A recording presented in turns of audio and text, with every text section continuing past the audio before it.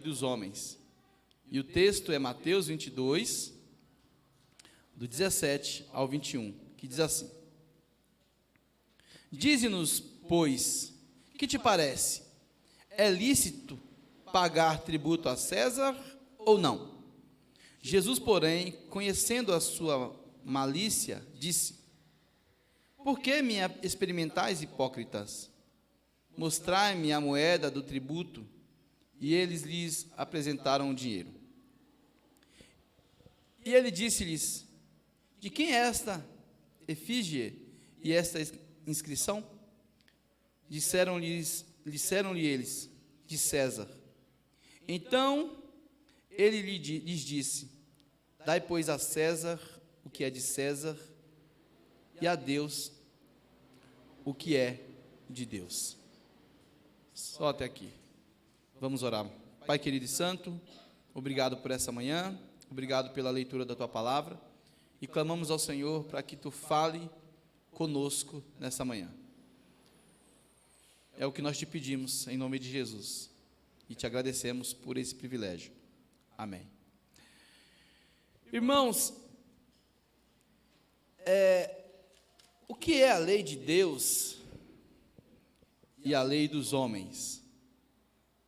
Há uma frase que a gente ouve com muita frequência, principalmente no nosso meio evangélico, que é: nós devemos respeitar a lei de Deus e devemos respeitar também a lei dos homens. Essa frase é muito comum. Porém, é bem verdade que nós precisamos conhecer a natureza de cada coisa. O que seria a lei dos homens? A lei dos homens é um conjunto de regras que são criadas com a função de reger uma sociedade. E uma vez estabelecida essas regras, elas devem ser aplicadas por todos os seres humanos, inclusive por aqueles que contribuem na sua elaboração, obviamente. E a ideia é que, na busca da elaboração dessas leis, elas possam contemplar os direitos e deveres de cada pessoa. Justiça seria o elemento base na criação das leis. Bom, falar de justiça entre os homens é algo um pouco difícil, porque as necessidades vão surgindo o tempo todo, e a vida é dinâmica, a sociedade vai mudando, vão surgindo novas necessidades, e, queira ou não, de acordo com as novas realidades e circunstâncias que vão surgindo, as leis humanas precisam ser revisadas, porque por mais que haja uma convenção humana para determinar que a lei seja assim ou não, haverão circunstâncias em que será necessário mudá-la, será necessário repensá-la. Por exemplo, se nós fizermos uma lei aqui na igreja, e essa lei contemple a seguinte ideia: a igreja só entrará na igreja, vamos imaginar assim, aqueles que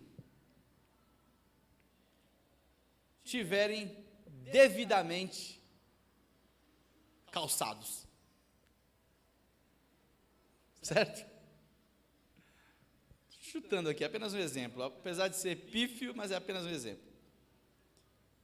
Nós não queremos que ninguém chegue na igreja descalço, e essa é uma medida que visa evitar que as pessoas saiam daqui gripadas, porque o chão é muito frio.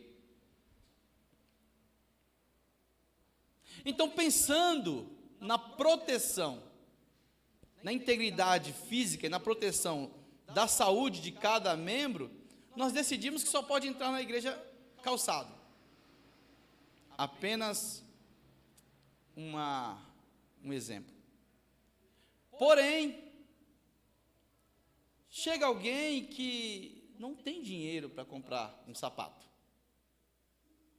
E nós fomos pegos de surpresa. E essa pessoa quer entrar, quer participar do culto. E essa pessoa representa também outras que podem chegar aqui. Bom, a partir daí, nós vamos ter que repensar a respeito da nossa lei. Certo? Existe uma regra, mas nós precisaremos pensar nas exceções. A nossa lei, ela nunca é completa, ela nunca é perfeita. Por isso, o tempo todo ela precisa ser revisada, porque elas são elaboradas por nós, pensando, elas são criadas a partir dos limites que nós temos diante da vida. Ou seja, nós não conseguimos criar uma lei que resolva os problemas daqui para frente e de forma plena.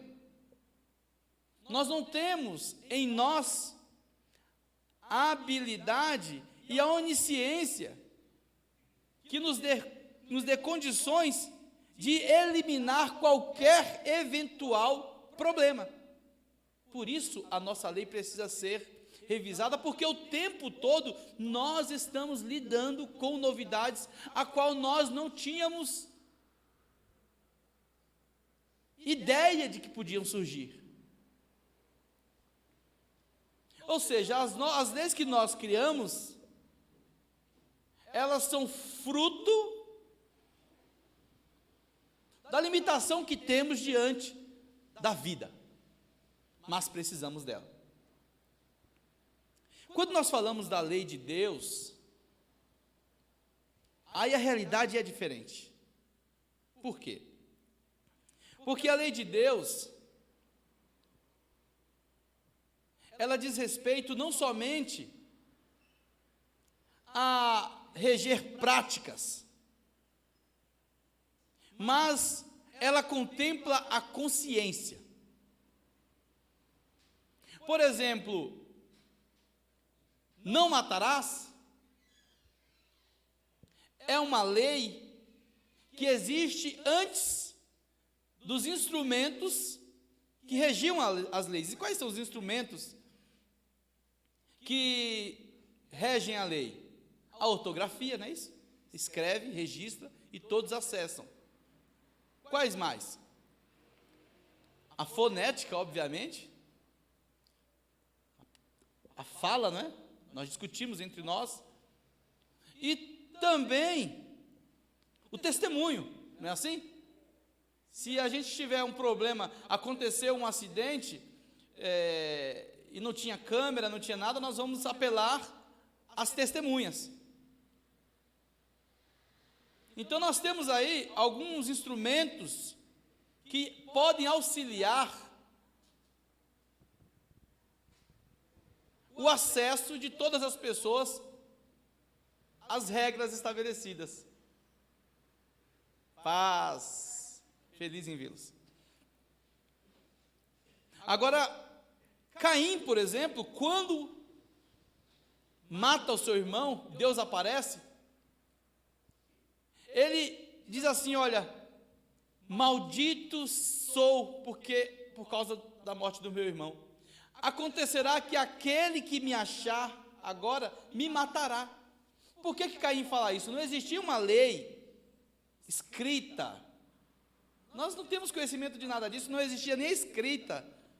Porém, existe uma outra lei que não é uma lei criada na horizontal, é uma lei estabelecida na vertical.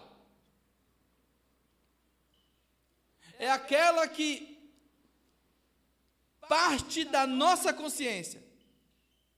Ela está em um nível mais profundo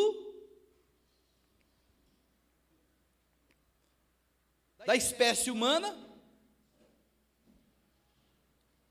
E esse nível profundo é responsável por reger as nossas práticas. Então, veja bem, a lei de Deus, ela não contempla apenas regular práticas, mas ela fala na consciência. Então, a lei de Deus, ela não tem a mesma característica, ela não está paralela à lei dos homens. Porque a lei dos homens está passiva de ser revisada diante de nossas limitações. Já a lei de Deus, não. Ela é infalível, imutável. Ela é a natureza imutável e infalível da regra. O que eu quero dizer com isso? As leis humanas, elas têm como objetivo proteger o homem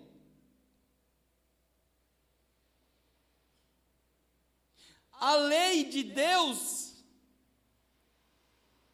ela é o anúncio da possibilidade da morte e da vida. Ou seja, só faz sentido respeitar a lei de Deus porque ela se submete à natureza. Só faz sentido respeitar as leis dos homens porque ela acompanha a natureza da lei de Deus. Deixa eu dar um exemplo aqui. Qualquer pessoa que ver um penhasco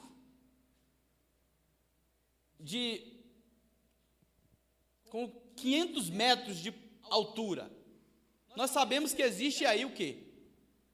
Uma regra. E qual é a regra? A pessoa que cair irá morrer. Ou, no mínimo, estará toda machucada ao chegar lá embaixo. É uma regra. Pode haver exceções? Pode. Sem dúvida alguma. Pode ser que a pessoa não morra, é uma exceção. Pode ser que a pessoa não se machuque, muito improvável. Mas é possível, inclusive para aqueles que creem, que acreditam em milagres. Só que essa é uma lei que todos nós já temos na nossa consciência. Ou seja, se colocarmos uma placa anunciando o perigo, penhasco, todos já sabem o que isso significa. E nós não podemos mudar isso. O fato de repente alguém cair e não morrer, ou alguém cair e não se machucar, o que é muito improvável, não nos coloca na condição de dizermos que o contrário é possível. Nós não podemos incentivar ou criar uma lei dizendo o seguinte: pode pular à vontade, porque quem pula não morre e não se machuca, somente porque de repente testemunhamos da queda de alguém que não se machucou. A lei de Deus é algo que ninguém consegue mudar. Ela é a natureza da regra. Então, qualquer regra, qualquer regimento humano precisa se submeter a essa lei que é imutável, é infalível. Que ninguém pode seguir no sentido contrário a ela.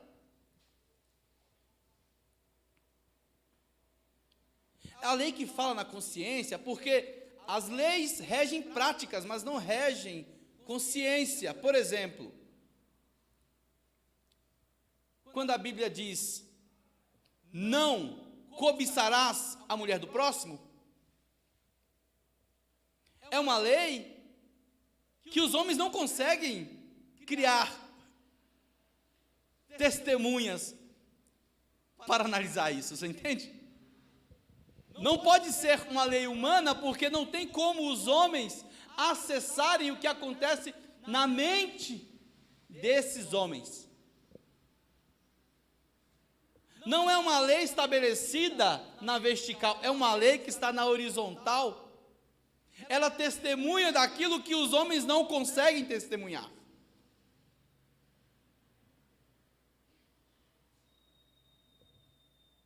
Então, todas as outras regras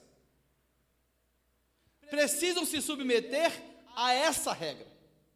Porque se algum homem criar uma convenção mudando essa regra, que diz respeito à lei de Deus, não cobiçarás, a vida será inviável.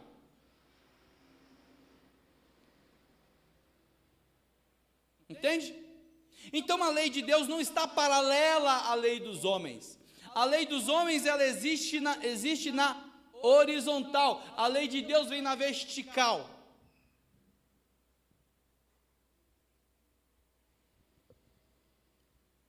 Sendo assim, só faz sentido dizer que devemos respeitar a lei de Deus e também as leis dos homens,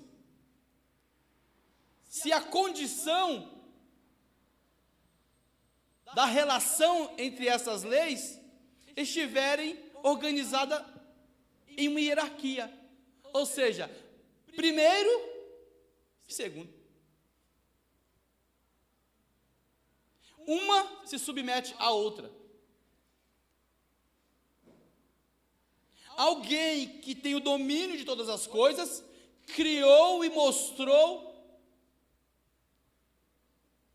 a lei da vida, e os homens, para preservar essa vida, criam leis entre eles, para respeitar essa lei que está na horizontal. Isso é uma hierarquia. Uma se submete à outra. De forma alguma estão em igualdade. Pense comigo. Se nós acreditarmos que a lei de Deus é uma lei antiga, uma lei ultrapassada, e que os homens criaram leis mais acolhedoras, leis mais bem pensadas, mais bem elaborada, mais abrangente, que visa, capaz de perceber circunstâncias possíveis que a lei de Deus não contemplava, seria o mesmo que admitir que em algum momento a criatura superou o Criador.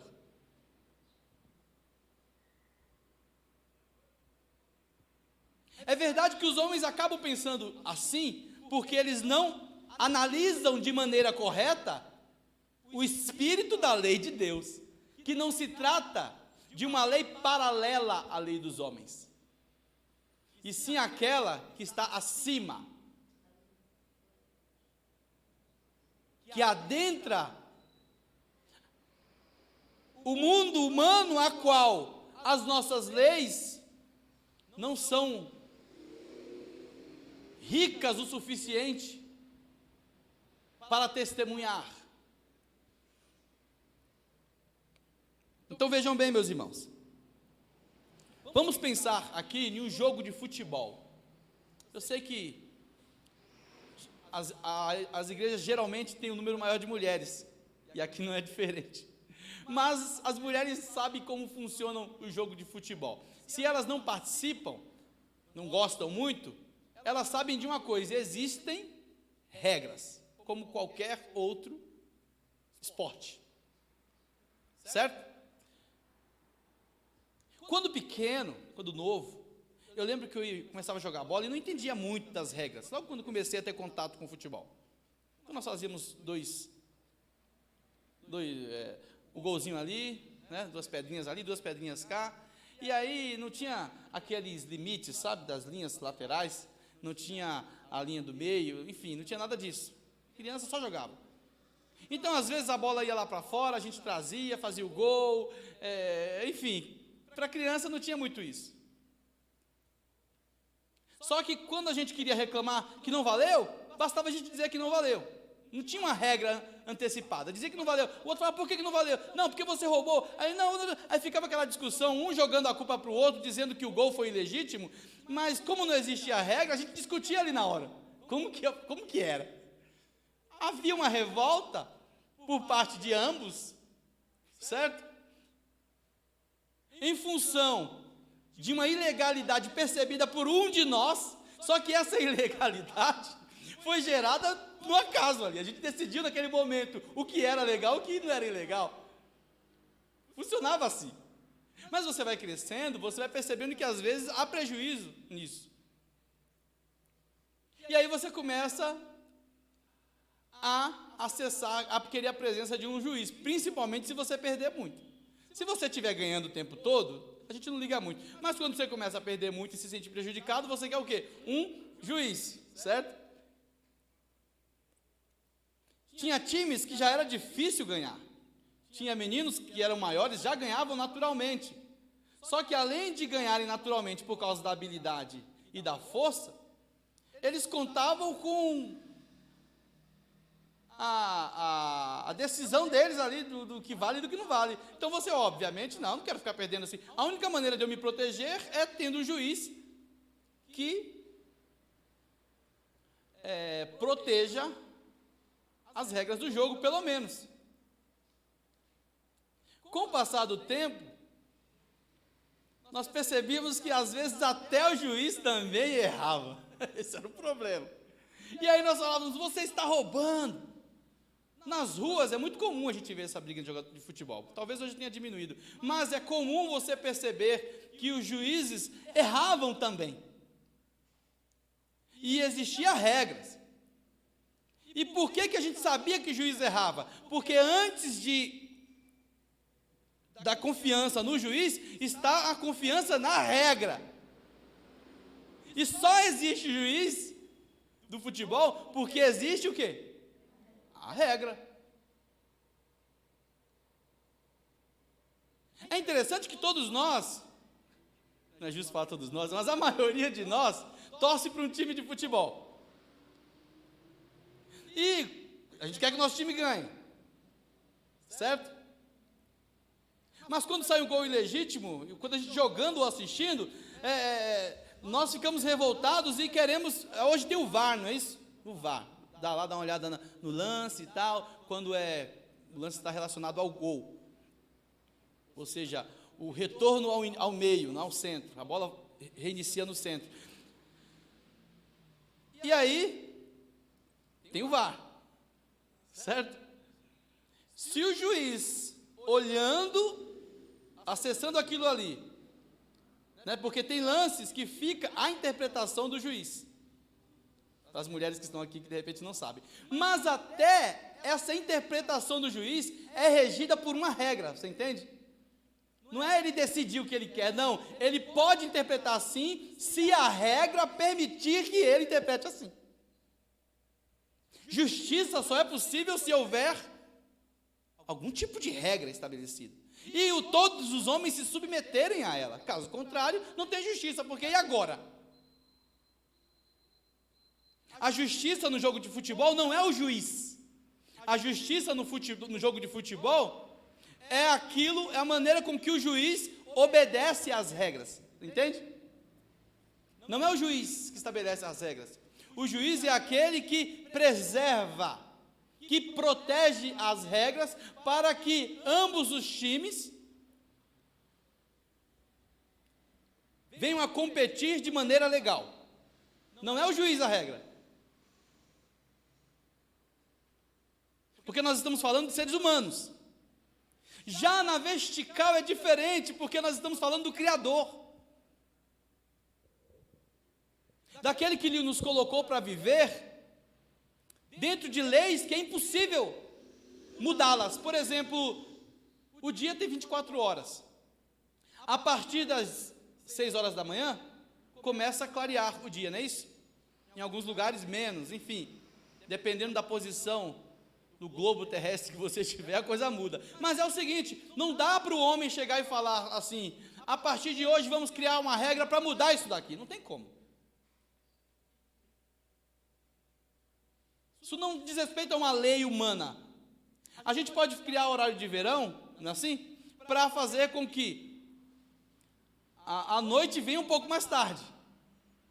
Certo? Mas a gente não muda aquele momento de clarear. Você está entendendo? Posso chamar aquele momento de 4 horas, eu posso chamar aquele momento de 3, eu posso chamar aquele momento da hora que eu quiser. Mas aquele momento não se adequa à lei que eu estabeleci em relação ao horário. Não. Eu posso corromper as coisas e tentar dar nome para aquele momento, nome que não corresponda à realidade. E isso pode acontecer comigo porque o ser humano é corrompido, mas a realidade não se altera por causa da minha definição. E a primeira coisa que o cristão deve entender é isso: dar a César o que é de César e a Deus o que é de Deus. Isso é uma lei que Jesus apresenta, que não tem como mudar. Todo cristão precisa saber que existe um limite disso. Assim como nas regras, assim como no jogo de futebol. Só que nós nos corrompemos com facilidade, porque se o nosso time, se a gente perceber que o juiz errou, porque primeiro nós lutamos pela justiça, o juiz não pode roubar, mas se o nosso time se beneficiou de um jogo roubado, de um erro do juiz, no outro dia, o torcedor ou o jogador fala assim, eu não tenho nada a ver com isso. Não é assim? Eu esqueci o nome do marido da Ju. O Marcos, não sei que time que ele torce, mas se o time dele ganhou, e o gol foi um erro o juiz não percebeu o gol, ele vai falar assim, mas a gente não tem nada a ver com isso, não fomos nós quem roubamos. Não foi meu time, se é que ele gosta de futebol. Não foi meu time. Aí foi erro do juiz. O que nós queremos dizer com isso? Se não foi contra mim, tá tudo bem. Não é assim? A nossa mente, e a gente fica em paz com isso. A gente consegue no outro dia dizer, perderam, hein? Ganhamos. É assim que funciona. A gente não tem nenhuma crise em saber que ganhamos com um gol, fruto do erro de arbitragem. Nenhum. Então vejam que a mente humana, ela é corruptível. Ela se adequa, ela aceita as leis humanas quando isso a beneficia. Ela nem sempre está pensando na justiça. E exatamente por causa disso, que Deus estabelece e que haja leis dos homens. Está entendendo? Exatamente por causa disso, que Ele incentiva que haja leis entre os homens, por conhecer a natureza do coração humano, que quando está beneficiado, não tem nenhum problema com a justiça, porque na verdade o que nos importa em alguns momentos não é a justiça, e sim o meu benefício. lixe-se se o outro perdeu. O que importa é que eu fui beneficiado. Então nós já conhecemos que nós não somos perfeitos assim. Todos nós temos essa característica de dispensar o justo quando estamos beneficiados. Todos nós, na fila do banco, um banco cheio, se o caixa, de repente, alguém lá nos chamou a nossa senha na frente do outro, dificilmente a gente chega lá no caixa e fala assim: olha, eu acho que a senhora chamou a senha errada. Você vai no poupa-tempo, tirar o RG, o CPF, sei lá, qualquer tipo de registro aí, e chega lá, tem aquele monte de gente. Aí a senha da Priscila é 49. 249 para ficar melhor. Ela sabe que tem 248 pessoas na frente dela. E a senha está no número 100. E a Ju está com ela ali, juntas, aguardando e reclamando: nossa, tem muita gente. De repente, pastor Lafayette, chamaram a senha 249, estava na senha 150, a próxima seria 151, mas chamaram 249. Aí a Juliana e a Priscila chegarão lá na atendente e dirá assim: a senhora errou, teve algum problema aqui. Chamaram a senha 249, que é a minha, mas na verdade era para chamar 151. É muito difícil que isso aconteça. É possível que alguém faça isso? É. Honestamente falando, não sei se eu faria.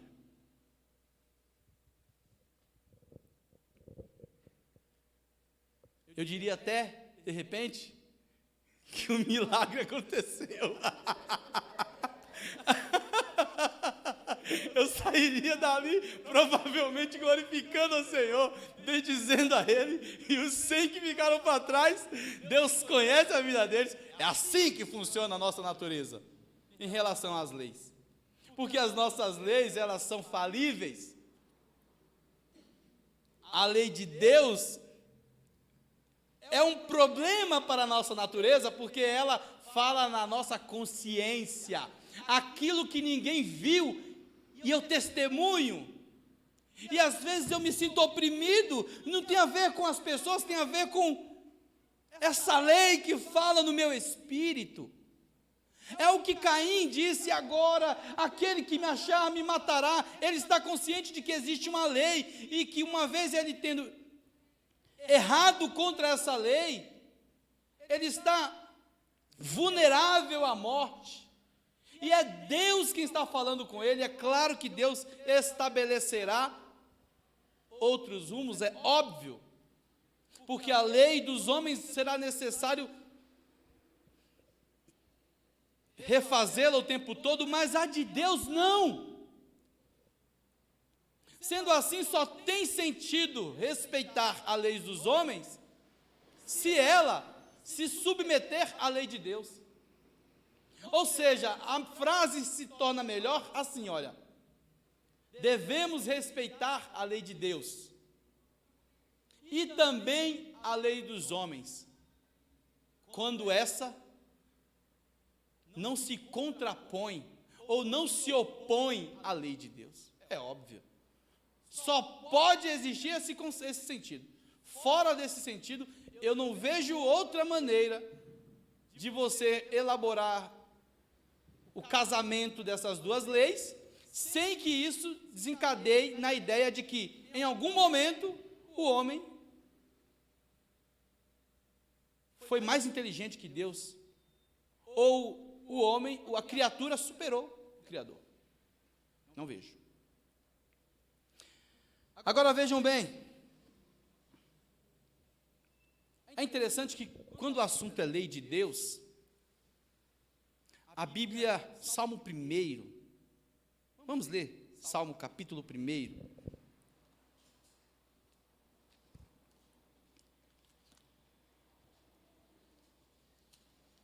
É Texto importantíssimo. Olha a natureza da lei de Deus. Salmos capítulo 1.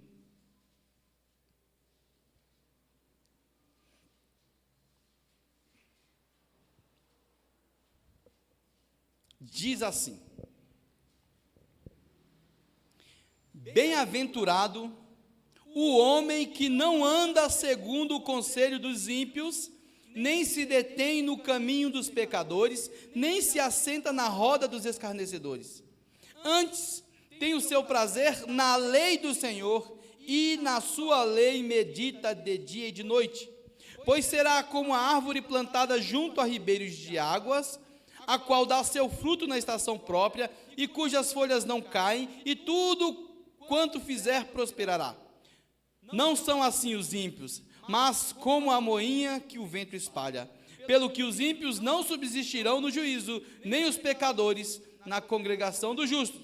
Porque o Senhor conhece o caminho dos justos, mas o caminho dos ímpios perecerá.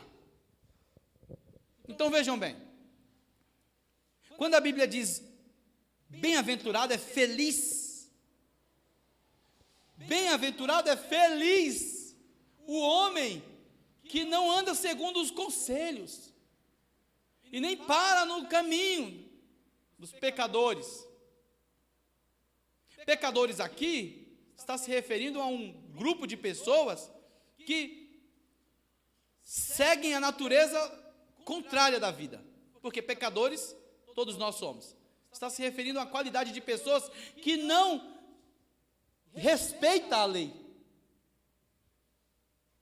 A lei, principalmente os princípios da lei de Deus. Não no sentido do pecado original. Agora vejam bem, quando a Bíblia diz meditar, ela está se referindo a observar com muita atenção o máximo de detalhes possível. O máximo de detalhes possíveis.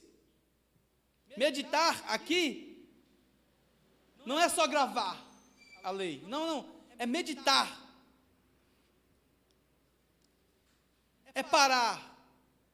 É analisar. É ir se familiarizando aos poucos, cada vez mais. É se tornando especialista dessa lei. Por causa da experiência e da aproximação que a vida cristã vai te oferecendo à medida que você vai se aproximando de Deus. Quando passamos de metrô, você estando na janela ou de ônibus, aí tem um letreiro em um comércio e você precisa encontrar aquele comércio. Dependendo da velocidade, você não vê, não é isso? A gente fica prestando atenção. Olha, a minha mãe disse que a farmácia Bahia fica ali. Mais fácil. Aí você fala, onde fica a farmácia Bahia? Olha, a minha mãe disse que fica depois do ponto tal.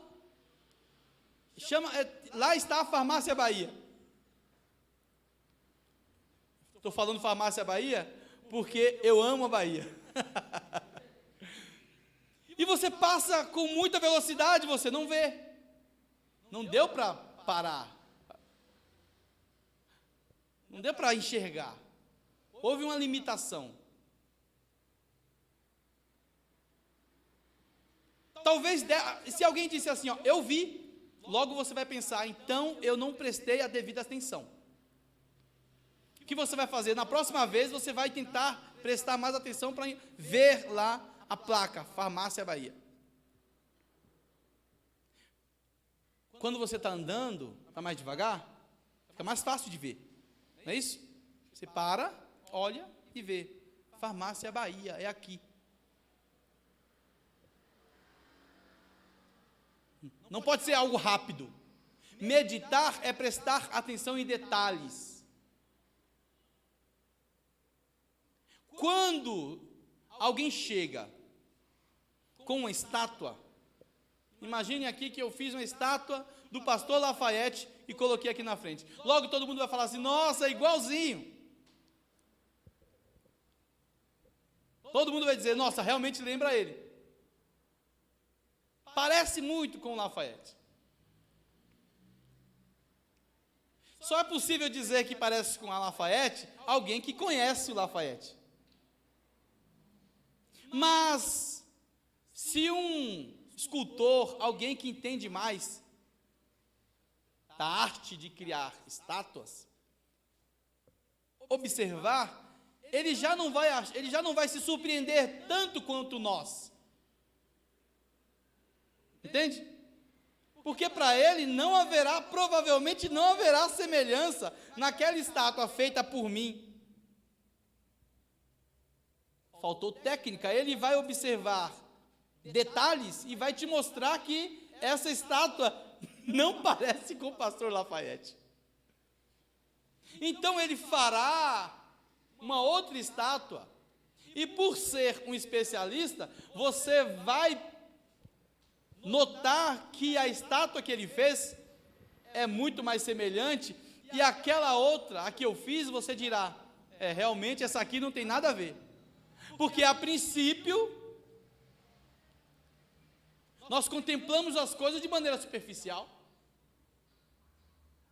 Somos surpreendidos, há uma busca pela semelhança, uma busca pela perfeição. Mas nem sempre aquilo que é imediato é perfeito. Ele é perfeito porque ele passa a ser perfeito e semelhante porque nós não temos muita paciência e não temos a prática de olhar as coisas com detalhe. E se você começar a trabalhar nessa área, se especializar na arte da cultura, você terá condições, inclusive, de avaliar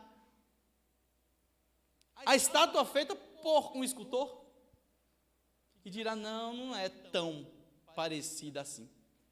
Vejam, à medida que você vai se aproximando, vai experimentando, vai se envolvendo com a prática, com a realidade, você vai se adequando, vai percebendo melhor a vida. E foram as experiências que te levaram a isso, a meditação, análise, calma. Logo você perceberá o seguinte: existem muitas impressões que eu tenho a respeito do prazer, a respeito daquilo que é bom, que são fruto apenas da voz de todo mundo, da fala de todo mundo, ou da fala das pessoas que eu me simpatizo. E justiça e simpatia nem sempre são parceiras. Nem sempre. Existem alguns momentos que para você ser justo, você terá que conflitar com as pessoas que você se simpatiza. Ou elas com você.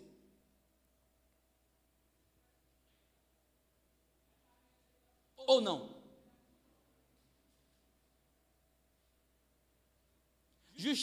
Justiça e simpatia são coisas distintas. Quem realmente preza pela justiça, em alguns momentos tem que descartar o peso da simpatia. Caso contrário, não existe busca pela justiça.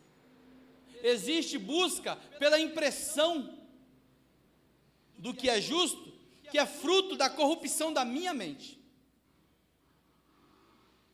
E quando a Bíblia diz, bem-aventurado o varão que não anda segundo o conselho dos ímpios, nem se detém no caminho dos pecadores, nem se assenta na roda dos escarnecedores, não está se referindo apenas a não andar com pessoas que não vão na igreja, não é nada disso. A vida inteira nós estamos envolvidos com pessoas que não vão a uma igreja, e às vezes nós estamos juntos com ímpios que vão na igreja.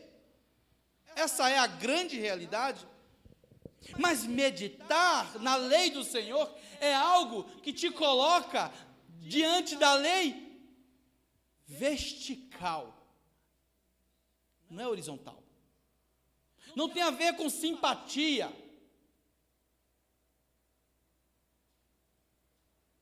Tem a ver com natureza. A natureza da justiça, não é a opinião da justiça. E isso é uma coisa que o cristão precisa aprender. que se ele quer realmente fazer parte, estar na justiça de Deus, se ele realmente foi justificado, ele não pode ouvir todo mundo, ele não pode se deixar levar por simpatia. As opiniões dele, primeiro, são carregadas de uma análise vertical. E ele passa a simpatizar por essa justiça, porque ela é perfeita.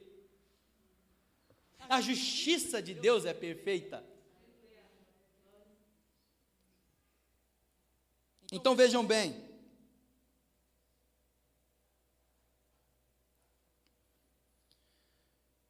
Todo cristão precisa saber o que é de César e o que é de Deus.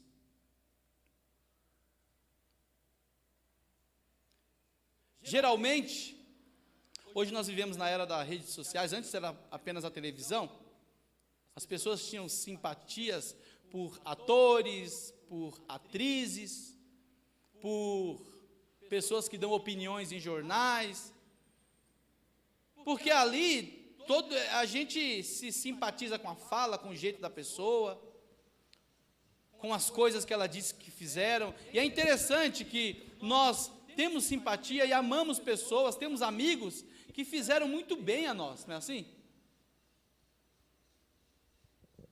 Isso não quer dizer que ele é justo o tempo todo. E nós também, se somos amigos deles, é porque fizemos alguma coisa por ele, ou por outros. Então fazer bem não é o parâmetro da justiça. Não.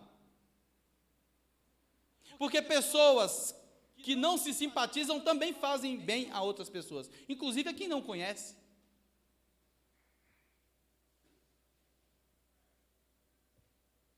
Quando você leva comida para alguém que mora na rua, está em condição de rua, o que você está fazendo ali? Uma caridade, uma bondade. Uma caridade no sentido de uma ajuda, na percepção vertical. Na concepção horizontal, caridade não é fazer um bem para o outro, caridade é um dom. E dom não é algo que parte de nós, dom é algo que vem de cima, em que você é apenas um instrumento, entende? Não são os seus sentimentos que necessariamente que te impulsionam a fazer aquilo. Quando os seus sentimentos te impulsionam a fazer aquilo, a caridade está no sentido vertical. Mas existem ordens que vêm de cima, que inclusive elas vão contra a sua própria vontade, porque o dom é a caridade na vertical e não na horizontal. Porque a caridade é um dom. Então, no sentido da caridade ser um dom, dom não é aquilo que nós temos, porque nós mesmos criamos. Dom é algo que veio de fora. Dádiva, algo dado. Não teve origem em nós mesmos. Veio de cima. Diferente daquilo que eu faço por conta própria. Bom, meus irmãos, finalizando aqui, bem-aventurado o varão que não anda segundo o conselho dos ímpios, nem se detém no caminho dos pecadores, nem se assenta na roda dos escarnecedores, antes tem o seu prazer na lei do Senhor. Ele tem alegria, ele vai aprendendo a se regozijar nisso. Porque ele descobre uma justiça que supera a dele, obviamente, algo que transcende, uma lei que é transcendental. Não é uma lei humana. E todas as leis só servirão para esse cristão se elas se submeterem a essa lei. Pedro, vamos ler para a gente encerrar, Atos capítulo 5, versículo 29. Vocês conhecem a história de Ananias e Safira? E tinha acabado de ocorrer esse episódio. Então levaram Pedro, Atos 5, 29, e houve um alvoroço por causa disso. Eles foram levados aos magistrados para responderem. Olha só,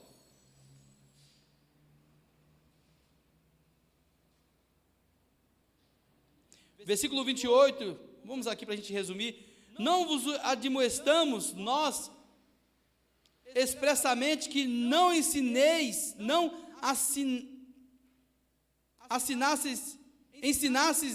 nesse nome, e eis que encheste Jerusalém dessa vossa doutrina, e quereis lançar sobre nós o sangue desse homem, porque Pedro estava anunciando o sangue de Jesus, inclusive os culpados, e eles tinham sido advertidos pela lei, os seus representantes, que não deveriam mais falar em nome de Jesus.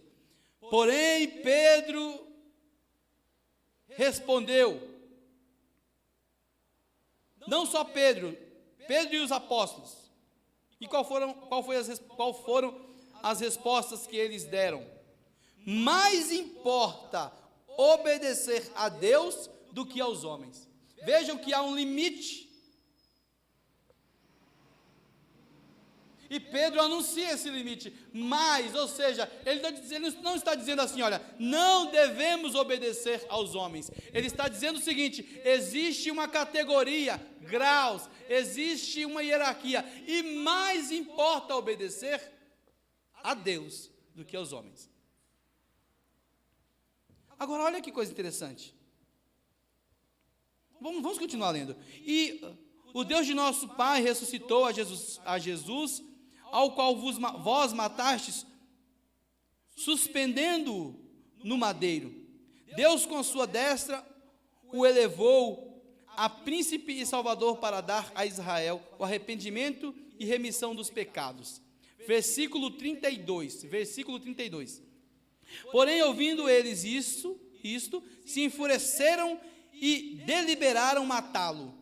Mas, levantando-se no conselho, um certo fariseu chamado Gamaliel, olha só, aquele conselho que queria calar Pedro e os apóstolos, naquele conselho existia um homem chamado Gamaliel, doutor da lei, venerado por todo o povo, mandou que por um pouco levassem para fora os apóstolos.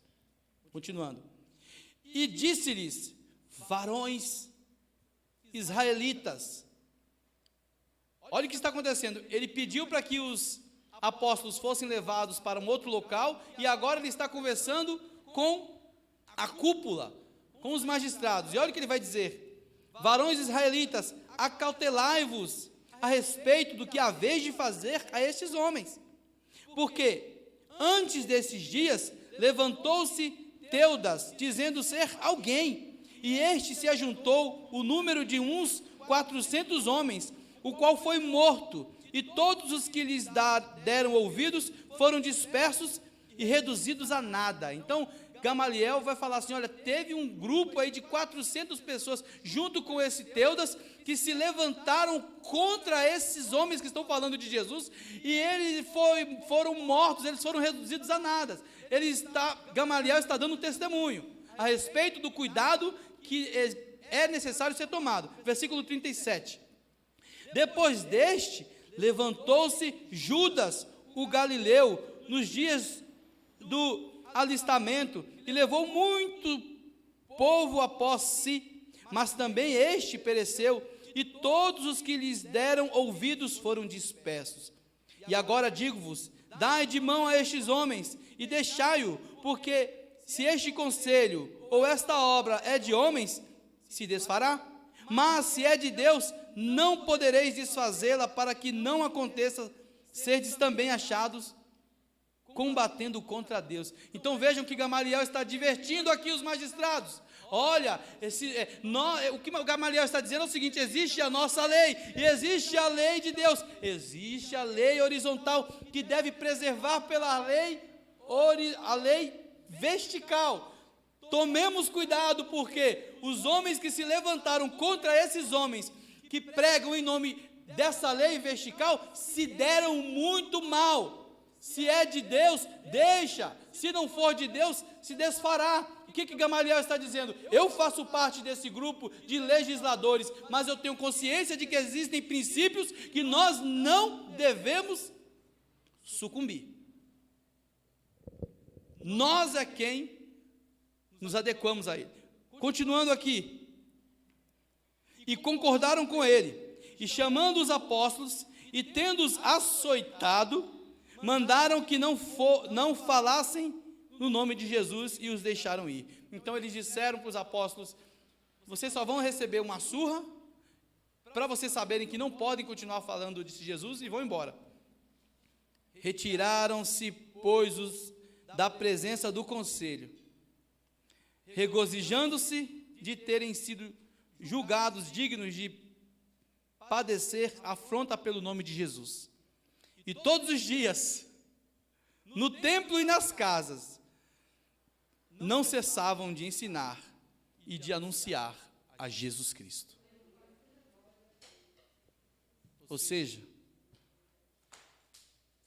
os apóstolos sabem que eles não estão lutando contra a lei dos homens, mas eles sabem que pode existir limites e que existem limites. E mais importa obedecer a Deus do que aos homens. Todo cristão precisa estar ciente disso, que não vai ser possível o tempo todo você ser dependente da simpatia das pessoas que vocês gostam. Em alguns momentos é possível que elas se coloquem contra a justiça e vão inclusive dizer, pode até ser que elas digam que você não tem amor no coração por obedecer a Deus. Pode ser que isso aconteça. Mas você, que medita na lei do Senhor, dia e noite, precisa estar ciente de qual lei você está se submetendo. Qual lei está em primeiro lugar? A lei de Deus ou a lei dos homens? Façamos como Pedro e os apóstolos. Mais importa obedecer a Deus do que aos homens. Vamos ficar de pé, em nome de Jesus.